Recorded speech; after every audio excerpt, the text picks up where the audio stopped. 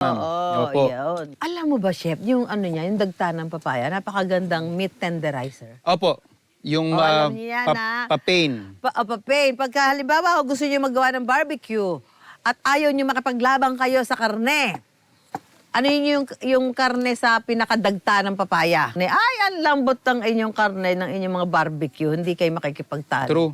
Pwede rin po nilang gamitin, ma'am, yung dahon.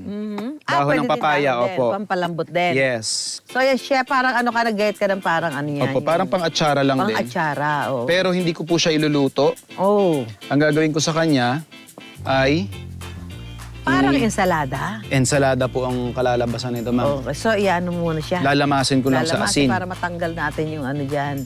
I'm just gonna rinse this. Okay, yan na, malambot-lambot na, oh. Opo, pliable siya agad eh. Mhm. Pero para lang mas matanggal natin yung dagta, ibababad ko lang siya muna dyan, ma'am. Bago natin siya i-rinse. Tapos, in a way, para na rin siyang nababrine. So, nagkakaroon ng lasa yung Pinaka-meat ng opo, ng papaya. papaya natin. And then finally, for our last component, Yes, you need yung this. pinaghirapan mo pong Malunggay! Ayan. So, gagawa lang ako, ma'am, ng sauce. Sauce. Sauce gamit ang fresh malunggay. Oh, ibe-blender mo? Opo. Yun.